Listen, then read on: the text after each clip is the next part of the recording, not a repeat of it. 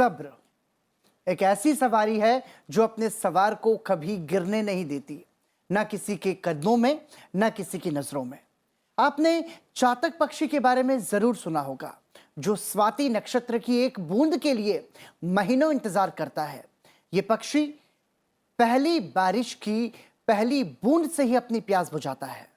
चातक पक्षी हमें सिखाता है कि धैर्य में अपार शक्ति है। धैर्य रखकर हम जीवन की कठिन से कठिन परिस्थितियों का सामना करके सफलता को प्राप्त कर सकते हैं। कई बार हालात के सामने हम उस समय हार मान लेते हैं जब हम अपने लक्ष्य के बहुत करीब होते हैं। कहते हैं कि चाबियों के गुच्छे की आखिरी चाबी भी ताला खोल सकती है। उसके लिए निरंतर प्रयास करते रहना जरूरी है और कहा भी गया है, करत करत अभ्यास के जड़मति होत सुजान। बहुत ही धार की दिशा में तो सभी बहते हैं। असल तैराक वही है जो धारा के विपरीत तैरकर परेशानियों को बौना साबित कर दे, अपनी क्षमताओं को पहचाने और चुनौतियों का सामना करे। हेलो इंडिया, मैं हूं प्रीति। हेलो इंडिया, मैं हूं पराक्रम सिंह शेखावत।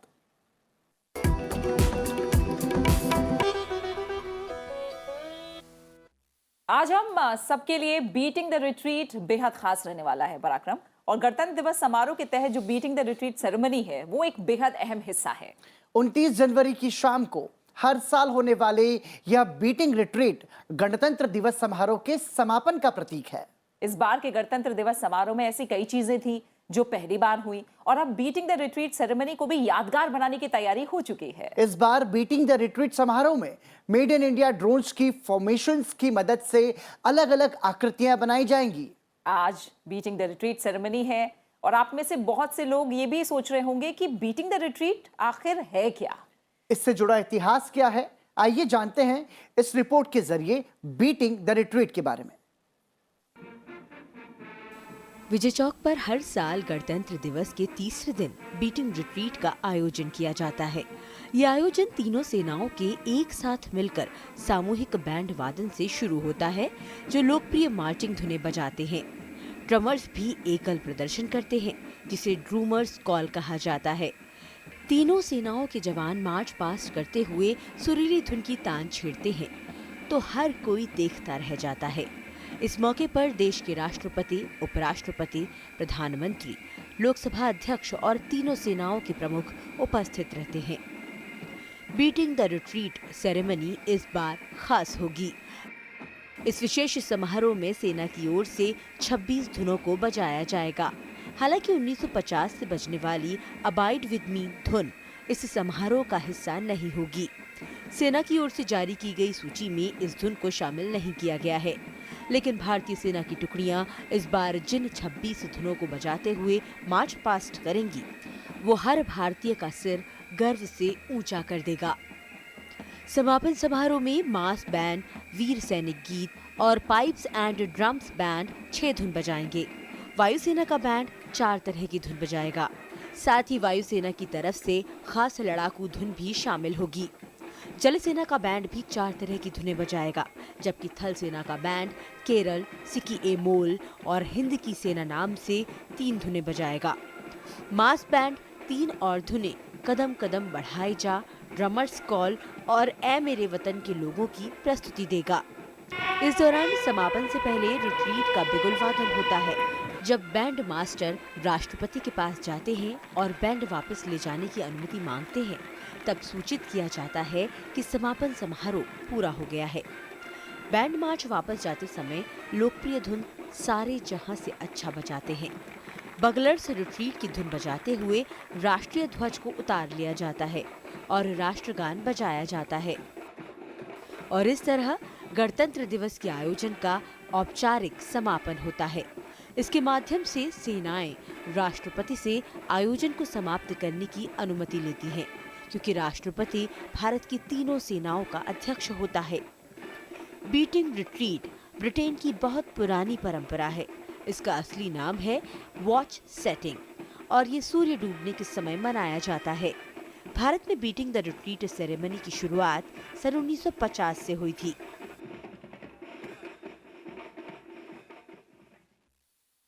तो आज राजपथ पर बीटिंग द रिट्रीट का आयोजन होगा। आप संसद टीवी के जरिए इसका सीधा प्रसारण देख सकते हैं आज शाम 5 बजे से। और अब बात करते हैं, क्योंकि अब आज गणतंत्र दिवस समारोह का प्रीति जैसे कि आज समापन होना है बीटिंग द रिट्रीट के जरिए।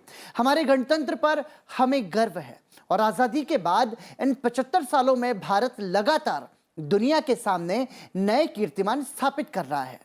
इस बीच कृषि क्षेत्र से जुड़ी एक उपलब्धि हमारे सामने आई है। भारत दुनिया में खीरे और ककड़ी का सबसे बड़ा निर्यातक बनकर उभरा है।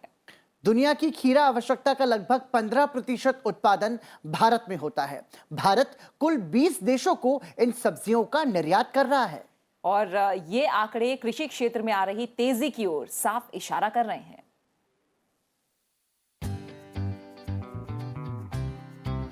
भारत दुनिया भर में खीरे ककड़ी का सबसे बड़ा एक्सपोर्टर बन गया है।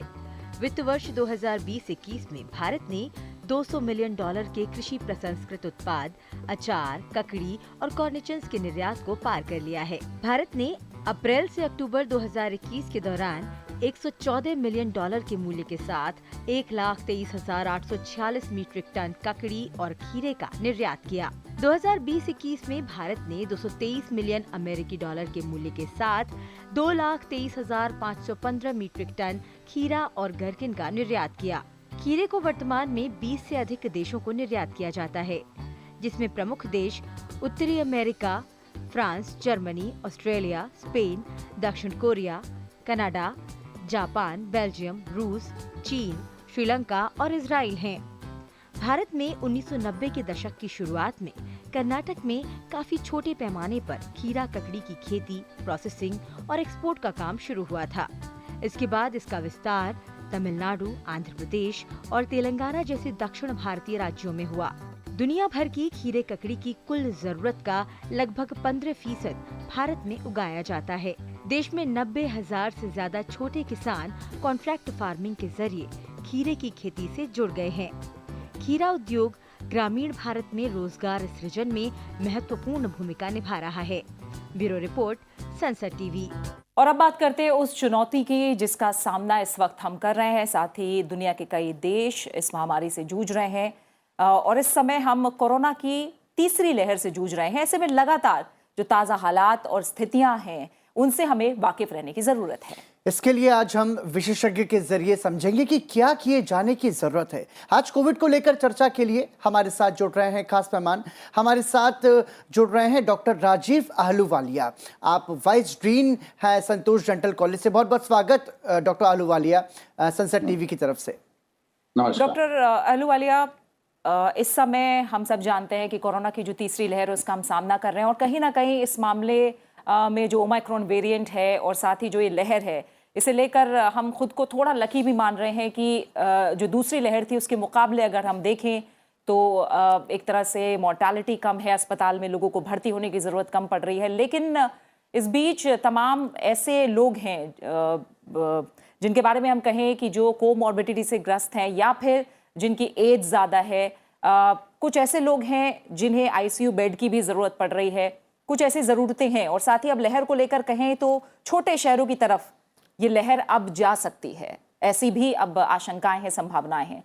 ऐसे में मैं थोड़ा सा आपको, क्योंकि जो इथिकल प्रैक्टिसेस हैं उसको लेकर आपका एक्सपर्टीज भी है, मैं थोड़ा समझना चाहूँगी कि मान लीजिए अगर किसी जगह आईसीयू बेड्स हैं और उस अनुपात में अगर देखें मरीजों की संख्या अगर ज़्यादा है तो क्या एथिकल प्रैक्टिस है, कैसे ये डिसाइड होता है कि किसे आईसीयू बेड मिलेगा? नमस्कार मैम, ये बड़ा वाजिब सवाल है और दूसरी लहर में हमने देश भर में सारे प्रांतों में ये देखी है, ये प्रॉब्लम सबने महसूस की है, स्पेशली हेल्थ केयर सेक्टर में, कि जो नंबर ऑफ पेशेंट जिनको बेड और आईसीयू और वेंटिलेटर रिक्वायर्ड है वो काफ़ी ज़्यादा हैं और नंबर ऑफ बेड्स अवेलेबल कम है। सो ऐसे में हेल्थ केयर वर्कर की सिचुएशन बड़ी ख़राब हो जाती है। मानिए कि एग्जांपल ये एक 75 year old patient already ventilator पे है और उसकी स्थिति नाजुक है और वो डिटीरिएट हो रहा है। एट द सेम टाइम एक 22 ईयर ओल्ड सन है, बच्चा है, इंजीनियरिंग स्टूडेंट, वो जिसको लाइफ सपोर्ट की ज़रूरत है। और ऐसा भी हुआ है कि हमारे हेल्थ केयर वर्कर्स के ही वाइफ या हस्बैंड वो इतना इसमें जूझते रहे कि उनको भी लाइफ सपोर्ट की जरूरत पड़ गई, उन्होंने उनके फैमिली मेंबर्स को। तो ऐसे में क्या किया जाए, ये बहुत ही बायोएथिकल डिलेमा है, काफी लेंथ तक डिस्कस हुआ है। इसमें थोड़े प्रिंसिपल्स होते हैं कि यूटिलिटी देखते हैं कि कई बार एक की जगह ज्यादा लोग बच पाएं, ऐसा देखा जाता है कि यूटिलिटी कैसी हो। कई बार ऐसा होता है कि फर्स्ट कम फर्स्ट सर्व वे है, और कई बार हेल्थ केयर वर्कर के डिसीजन पे छोड़ दिया जाता है। हर इंस्टीट्यूट का एक इंस्टीट्यूशनल एथिकल रिव्यू बोर्ड होता है। जी। तो वो जो डॉक्टर्स हैं, जो एनेस्थेटिस्ट हैं, जो फिजिशियन हैं, मैनेजमेंट है, सोशल वर्कर हैं, लॉयर हैं वहाँ की संस्था के, वो सारे मरीजों के जो रिलेटिव्स हैं उन्हें बुलाकर बात करते हैं, उन्हें समझाते हैं, और कोई ना कोई interest of all the patient formula निकालते हैं कि सबके लिए बेनिफिशियल हो। बट डेफिनेटली ये एक इशू है। लकीली इस वेव में अभी तक इसकी इतनी जरूरत नहीं पड़ी है, हमें ये प्रॉब्लम फिर से नहीं आई है। सो आई होप इट रिमेन ऐसे ही रहेगा। डॉक्टर अहलूवालिया, एक सवाल यहाँ ये भी बनता है सर कि हम देख रहे हैं कि आजकल जो अलग अलग लेबोरेटरीज हैं, और जब हम बात कोविड रिपोर्ट की करते हैं तो उसमें कई बार फेक रिपोर्ट्स भी बना दी जाती है रिक्वायरमेंट्स के हिसाब से भी, या फिर कई बार ये भी होता है कि जो नेगेटिव है वो पॉजिटिव हो जाता है, जो पॉजिटिव वो नेगेटिव दिखाया जाता है। सर, ये जो सिचुएशन है या इस तरीके की जो प्रैक्टिसेस है, इन्हें कैसे रोका जा सकता है सर? क्या कुछ इसके लिए डूज और डोंट्स हैं एथिकली? हाँ, ये डेफिनेटली एक बहुत बड़ी अनएथिकल प्रैक्टिस है। और क्या होता है कि जब आप रेगुलेशंस बढ़ाते हो तो उतने ही पब्लिक पे प्रेशर पड़ता है। सपोज अब आपको ट्रैवल करना है जी। सडनली डिपेंडिंग ऑन क्या फेज चल रहा है वेव का, depending on state to state overnight rule भी बदल जाता है कि अब आपको सेकेंड वैक्सीन रखनी है, अपने पास सर्टिफिकेट, अब आपका आरटीपीसीआर नेगेटिव होना चाहिए, वो भी पिछले 24 आवर्स में। और कई बार आदमी फैमिली के साथ ट्रैवल कर रहा है, अर्जेंट है, तो लोगों पे प्रेशर पड़ता है। लेकिन ये बिल्कुल भी इसका मतलब नहीं है आप कोई अनएथिकल प्रैक्टिस करो। और ऐसे रेगुलेटरी बॉडीज टाइट भी हो रही हैं, काफी लैब जैसी पकड़ी भी गई हैं दिल्ली में भी, all over the country, NCR में, और उनके लाइसेंसेस बंद भी किए गए हैं। आई थिंक सरकार ठीक टाइम पे इस पे सतर्क हो गई है, एंड इस पे फोकस और नजर है लोगों की। बिल्कुल। डॉक्टर अहलूवालिया, एक चीज और है, क्योंकि अब भी हम वेरिएंट्स के लगातार बात कर रहे हैं और ये भी कहा जा रहा है कि आगे भी वेरिएंट आ सकते हैं, उसके लिए भी हमें तैयार रहना होगा। लेकिन एक पेशेंट को कैसे पता लगे कि वो कौन से वेरिएंट से संक्रमित है? ये पेशेंट को पता नहीं लग पाता, क्योंकि टेस्ट में पॉजिटिव या नेगेटिव रिपोर्ट भी आती है। तो ये कितना एथिकल है, इसको कैसे समझें हम? हाँ बिल्कुल, ये भी एक समस्या। लकीली क्योंकि ओमिक्रॉन ने इतना अभी उस तरह का रूप नहीं लिया है, तो अब आज की डेट में अगर पेशेंट को सिम्टम आते हैं और वो अपना आरटीपीसीआर टेस्ट कराता है, तो उसे यही पता चलता है कि वो पॉजिटिव है या नेगेटिव है। उसे उस टेस्ट से ये नहीं पता चलता कि उसको ओमिक्रॉन है या उसे डेल्टा से इन्फेक्शन हुई है। अब एक्चुअली एक टेस्ट होता है जिसे एस जीन ड्रॉप टेस्ट कहते हैं। ये इस वायरस का क्या हुआ है, ये वायरस इतने 1-1.5 साल में ये म्यूटेट हुआ है। म्यूटेट हुआ है मतलब इसके तरह तरह के जीन्स हैं, जैसे एस जीन है, एन जीन है। तो यूजुअली क्या होता है, अगर इनमें से कोई भी जीन आरटीपीसीआर टेस्ट करता है तो हम उसे मानते हैं कि ये पॉजिटिव है, ये कोविड पॉजिटिव है। लेकिन अगर उसमें एस जीन नहीं है, एस जीन ड्रॉप आउट है, तो वो एक इंडिकेशन होता है कि पेशेंट को ओमिक्रॉन है। इसके लिए थोड़ी जीनोमिक स्टडी करनी पड़ती है।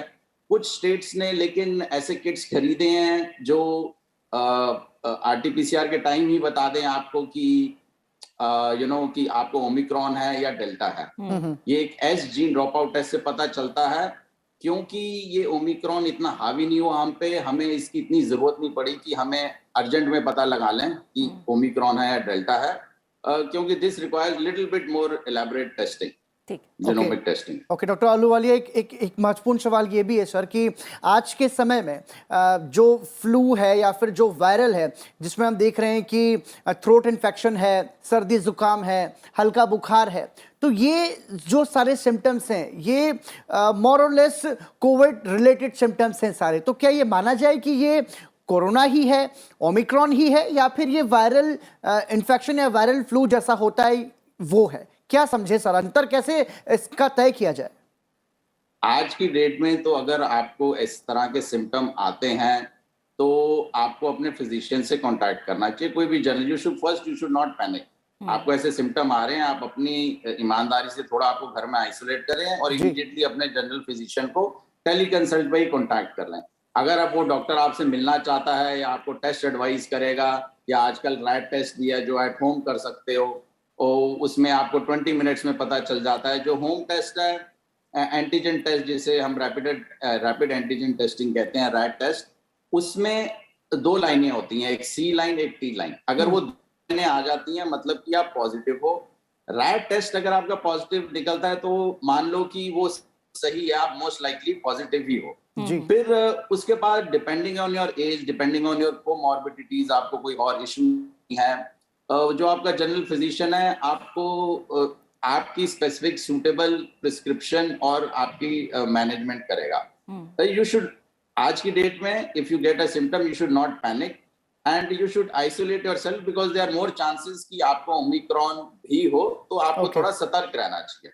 ठीक है डॉक्टर अहलुवालिया, आखिर में एक सवाल और, क्योंकि डेंटिस्ट्री भी आपका एक्सपर्टीज है, थोड़ा मैं समझना चाहूंगी। पिछली बार हमने वेव में देखा ब्लैक फंगस की काफ़ी शिकायतें रहीं और वो कहीं ना कहीं रेस्पिरेटरी सिस्टम, मुंह, जबड़े, आंखों तक भी फैला। इस बार सिचुएशन क्या है और जो लोग डेंटिस्ट को विजिट करना चाहते हैं उनके लिए फिलहाल क्या सलाह है? समय वो इलाज लें या क्या किया जाए?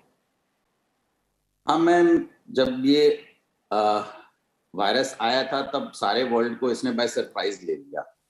अब क्या है कि इतने टाइम में इसमें काफी रिसर्च हो चुकी है, काफी लोगों का एक्सपीरियंस, कॉन्फ्रेंसेज हुई हैं, वेबिनार्स हुए हैं, तो सारे इंटरनेशनली ग्लोबली सारे डॉक्टर्स भी, डेंटिस्ट एक दूसरे से जुड़े हुए हैं।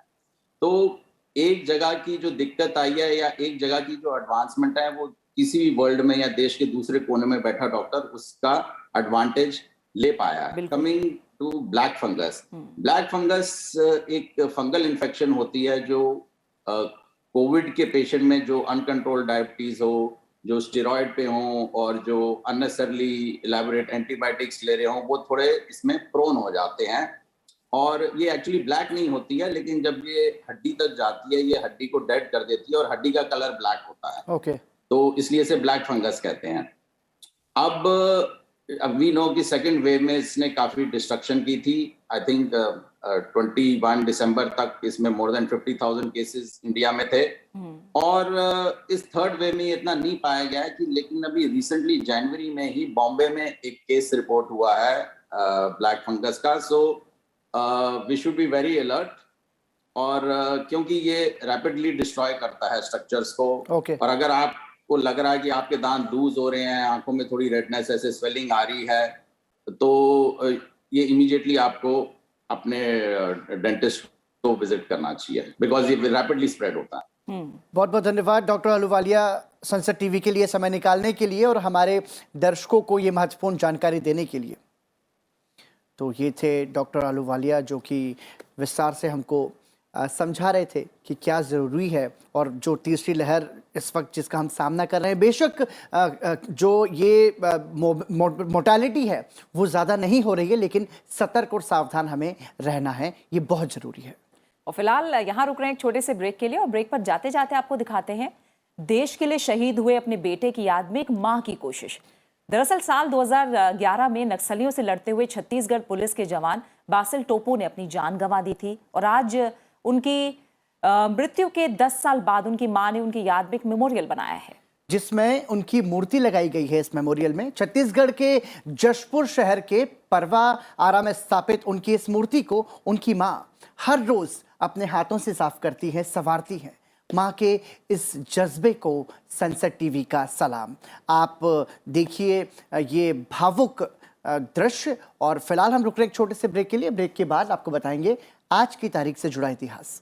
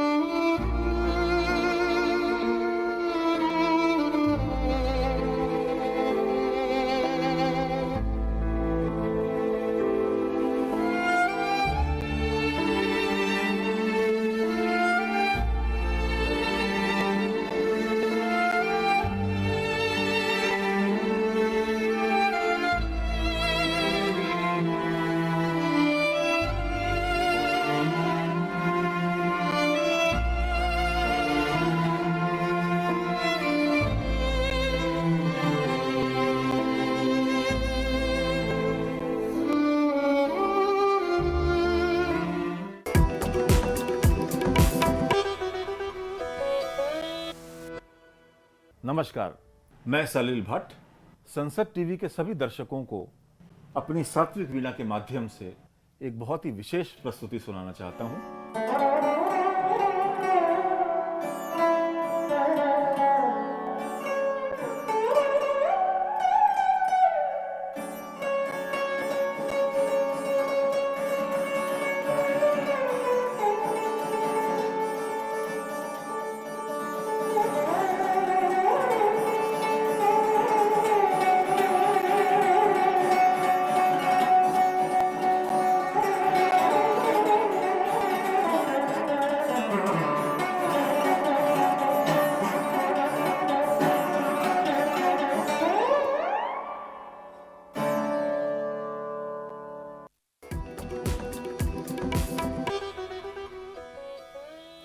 हेलो इंडिया, ब्रेक के बाद एक बार फिर आप सभी का स्वागत है और आइए अब बात करते हैं आज के दिन से जुड़े इतिहास की। आइए जानते हैं आज का इतिहास और आपको बताते हैं कि इतिहास के पन्नों में 29 जनवरी के नाम क्या खास घटनाएं दर्ज हैं। 29 जनवरी वर्ष 1996 में फ्रांस के राष्ट्रपति जैक शिराक ने घोषणा की थी कि फ्रांस अब और परमाणु हथियारों का परीक्षण नहीं करेगा। वर्ष 1995 के जून महीने में फ्रांस ने घोषणा की थी कि वो परमाणु परीक्षणों को फिर से बहाल करेगा। फ्रांस की इस घोषणा से दुनिया भर में हंगामा हुआ और फ्रांस का विरोध होने लगा। कई जगहों पर फ्रांसीसी उत्पादों पर प्रतिबंध लगा दिए गए। इसी कारण फ्रांस को आज ही के दिन यह घोषणा करनी पड़ी कि वह अब और परमाणु परीक्षण नहीं करेगा। शिराक ने कहा था कि यह परीक्षण देश और आने वाली पीढ़ियों की सुरक्षा के लिए जरूरी था। फ्रांस के इस परमाणु परीक्षण की क्षमता 1,20,000 टन के परंपरागत विस्फोटक के बराबर थी, जो अमेरिका द्वारा जापान के शहर हिरोशिमा पर 1945 में गिराए गए परमाणु बम से 6 गुना ज्यादा थी। 29 जनवरी वर्ष 2002 में अमेरिका के राष्ट्रपति जॉर्ज डब्ल्यू बुश ने राष्ट्र के नाम अपने संदेश में ईरान, इराक, उत्तरी कोरिया को दुनिया में दुष्टता की धुरी करार दिया। अपने पूरे कार्यकाल के दौरान बुश ने इस संज्ञा का इस्तेमाल कई बार किया। अमेरिकी राष्ट्रपति ने आरोप लगाया था कि ये तीनों राष्ट्र आतंकवादियों की मदद कर रहे हैं और महाविनाश के हथियार हासिल करने की कोशिश कर रहे हैं। उन्होंने आरोप लगाया कि इराक की सत्ता एंथ्रेक्स, नर्व गैस और परमाणु हथियारों को हासिल करने के प्रयास करती रहती है। बुश ने अपने संबोधन में इन तीनों देशों को विश्व शांति के लिए खतरा बताया था। आज के इतिहास के बाद अब टेक क्लास की बात कर लेते हैं और पराक्रम एक आज ऐसी बात करने वाले हैं जिसके बारे में हम खबरों में तो बहुत सुनते हैं, लेकिन लोगों को उसके बारे में जानकारी बहुत कम होती है। और खासकर जब कोई विमान हादसा होता है तो हम सबके जहन में एक बात तो आती है कि जांच एजेंसियां ये कहती हैं कि अब ब्लैक बॉक्स ढूंढा जाएगा और उसके बाद ही पता चलेगा कि क्यों ये विमान हादसा हुआ है। बिल्कुल। और प्रीति, इसके बारे में हमने देखा कि सबसे ज्यादा बातें तब हुई जब हमने देखा कि हमारे जो पूर्व सीडीएस थे जनरल बिपिन रावत, और उनका जब विमान हेलीकॉप्टर उनका जब क्रैश हुआ, उसके बाद ये सारी बातें बहुत ज़्यादा उठने लगी और उसमें भी सबकी नज़र बनी हुई थी कि आखिर हादसे की वजह क्या है, उसके ज़रिए पता लगे। ये भी आप टेक क्लास के ज़रिए हम आपको समझाने की कोशिश करेंगे कि आखिर उसमें ऐसा क्या होता है ब्लैक बॉक्स में जो कि दुर्घटना के हर राज को खोल देता है। आज टेक क्लास में जानेंगे ब्लैक बॉक्स के बारे में। ब्लैक बॉक्स यानी कि फ्लाइट डेटा रिकॉर्डर, ये एक तरह का इलेक्ट्रॉनिक डिवाइस होता है जो प्लेन के उड़ने से लेकर विमान के रुकने तक की सारी गतिविधियों को रिकॉर्ड करता है। प्लेन की दिशा कौन सी है, प्लेन किस गति से उड़ रहा है, प्लेन में कितना ईंधन बचा है, केबिन का टेम्परेचर कितना है, प्लेन में कोई तकनीकी खराबी तो नहीं है। कुल मिलाकर प्लेन के पिछले 24 घंटे की सारी इंफॉर्मेशन ब्लैक बॉक्स सेव करके रखता है और तकरीबन 80 से ज्यादा इंफॉर्मेशन इसमें सेव रहती हैं। इसलिए इसे एफडीआर यानी कि फ्लाइट डेटा रिकॉर्डर भी कहते हैं। ब्लैक बॉक्स एक बेहद ही मजबूत धातु टाइटेनियम का बना होता है जिसका कलर ऑरेंज होता है ताकि इसे दूर से भी देखा जा सके। इसकी कई परतें होती हैं जिसके कारण ये बहुत ही मजबूत होता है जो धमाके के बाद भी नष्ट नहीं होता और अपने वास्तविक रूप में मौजूद रहता है। ब्लैक बॉक्स विमान हादसे के बाद करीब 30 दिनों तक एक्सेस किया जा सकता है। अगर प्लेन क्रैश होता है तो ब्लैक बॉक्स में ही सारी जानकारियां इकट्ठा हो जाती हैं। ब्लैक बॉक्स प्लेन की सभी गतिविधियों पर अपनी पैनी नजर रखता है। ब्लैक बॉक्स को प्लेन के सबसे पिछले हिस्से में रखा जाता है। इसे इस तरह से बनाया जाता है जैसे कि ये 260 डिग्री सेल्सियस तापमान को भी कई घंटों तक सहन कर सकता है। और इतना ही नहीं, समुद्र से करीब 20,000 फीट की ऊंचाई से गिरने के बाद भी ये काम करता है। यानी कि कितनी भी अधिक ऊंचाई से गिरे उसके बाद भी ये नष्ट नहीं होता, बल्कि सिग्नल्स भेजता रहता है, जो इसकी सबसे बड़ी खासियत है। और आइए अब नजर डालते हैं संसद टीवी पर आज प्रसारित होने वाले कार्यक्रमों पर। सुबह 9 बजे आप देख सकते हैं सार्थक संवाद और 9:30 बजे देखिए लोकतंत्र मेरी ताकत। सुबह 10 बजे संसद टीवी पर आप देख सकते हैं डिप्लोमेटिक डिस्पैच। और शाम के कार्यक्रमों की बात करें तो शाम 7 बजे संसद टीवी पर आप देख सकते हैं समसामयिक मुद्दों पर बड़ी बहस, मुद्दा आपका। शाम 7:30 बजे देखना ना भूलिए बजट स्पेशल। बजट पर यह हमारी खास सीरीज, जिसमें आज बात होगी रियल एस्टेट की। रात 8 बजे संसद टीवी पर आप देख सकते हैं दिन भर की बड़ी खबरों पर आधारित हिंदी न्यूज बुलेटिन आज की खबर। और रात 8:30 बजे आप संसद टीवी पर देखिए न्यू इंडिया डिबेट। रात 9 बजे देखिए द डिफेंडर्स और 9:30 बजे पर्सपेक्टिव।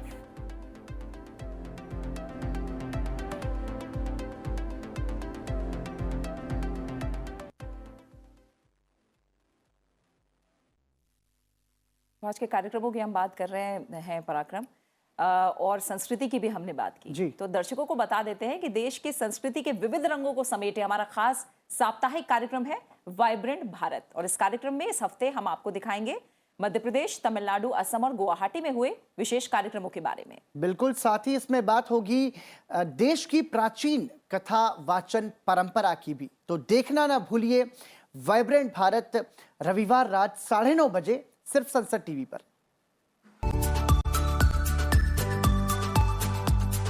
वाइब्रेंट भारत में इस हफ्ते देखिए भोपाल में हुआ जन योद्धा नाट्य महोत्सव।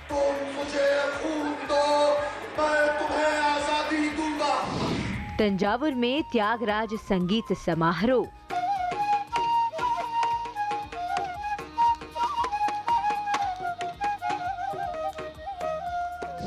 और गुवाहाटी में आयोजित नॉर्थ ईस्ट फेस्टिवल की झलकियां।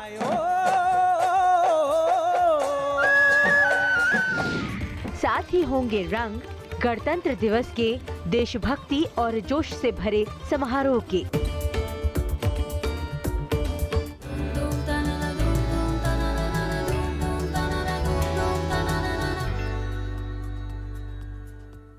और इसी के साथ हेलो इंडिया में फिलहाल मुझे और प्रीति को दीजिए इजाजत। और इस कार्यक्रम को YouTube पर भी आप देख सकते हैं, जहां हम इंतजार करते हैं आपकी प्रतिक्रियाओं का, आपकी राय का, ताकि हम इस कार्यक्रम को लगातार और बेहतर बनाएं। बिल्कुल, संसद टीवी के YouTube चैनल पर आप ज़रूर देखिए हेलो इंडिया, और आप संसद टीवी को भी सब्सक्राइब करिए और आप हमारे साथ जुड़े रहिए, देखते रहिए संसद टीवी। तब तक के लिए नमस्कार। नमस्कार।